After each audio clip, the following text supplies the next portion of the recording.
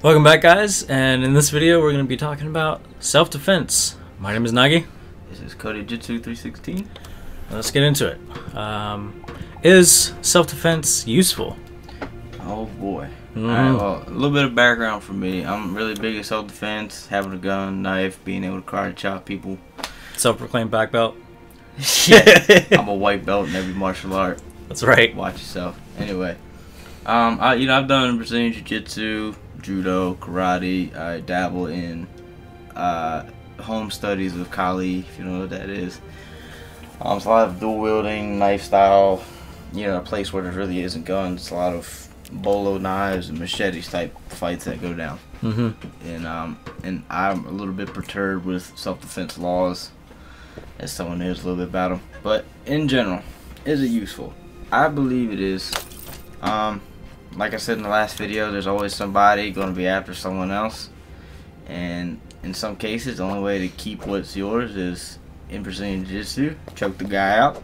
Right. One of the biggest quotes was Ralph Gracie. One day somebody's going to try and take something from you, and you got to choke the motherfucker out. And another one is C.T. Fletcher, man. He does boxing. He says, is a good a-hole deterrent. Okay, yeah. Knock people's block off, because some people always like to step to you, steal stuff from you, and it's good. I believe it's useful. Just, you may never have to use it, which is the point. It's a good thing, but depending on your skill, it could give you a good higher survival rate. Somebody comes after you, or just in getting somebody off of you in time for you to run. Do practice running. It's probably one of the best martial arts out there. But it's just in a world where anything can happen, and there are people that kind of do hunt people and prey after their material possessions. It can come in handy when you have the skills. So I say yes. Yeah, I pretty much agree with everything you just said. It's definitely useful for self-defense. You get attacked, you gotta know what to do.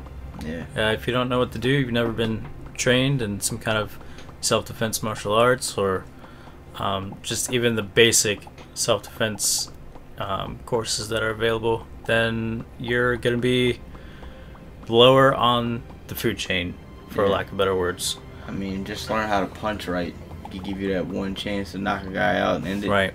You don't have to know how to do a backflip, crescent kick, but you get that one opening. Yeah. And you might about time it's over. You know what I mean? And also, one thing I've learned: self-defense does translate into more labor jobs. Just something you just have to experience for yourself, and then it helps you judge situations a lot better. A lot of people, oh, that dude's huge.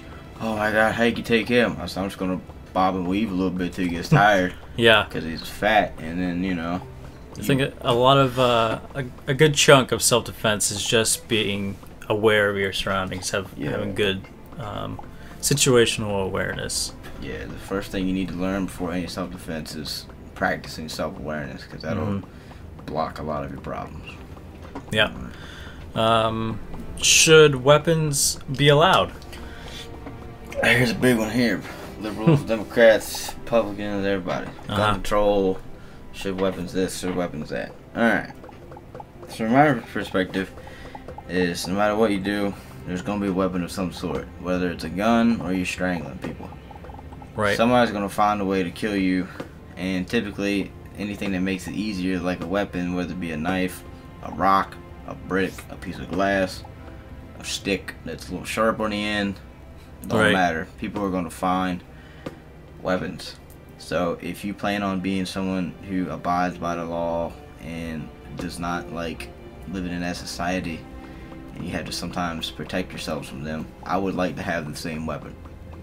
Yeah, the same or better. Yeah, same or better. Yeah. I'd say weapons should definitely be allowed. I mean, even if let's talk about guns. Even if there is a huge gun ban, the guys who are gonna there's always gonna be a black market. The guys that are robbing stuff or just in general breaking the law, they're gonna have guns. So like we like Cody just said, I'm gonna get that out. Like he just said, if what is the first part of the name? Man. Yeah, like you just said, if what did you just say? I've lost my track. Yeah, it was like I said, no matter what, no matter how big a gun ban, there'll always be a black market. Yeah, there's always going to be a black market. So yeah, guns are good. Yeah, and I mean, it doesn't really matter. I mean, there's people who, doesn't matter if it's going to a good guy, bad guy, they make living off of selling guns. I mean, how do you think AK-47 spread across the world so fast? It's, you know, they don't care. Well, part of that was war, but yeah, war. But after that, it's probably one of the top selling guns. Yeah. And it don't matter if they're killing kids or if they're protecting a village. There's gonna be people that are gonna sell guns and they're gonna sit back and count money as blood flies. Right. So, something I also just thought about. Now, this is getting a little bit off track from just self-defense, and more on whether or not we should have guns or not. Take this scenario. We're not currently in a domestic war right now. Nobody's actively here attacking.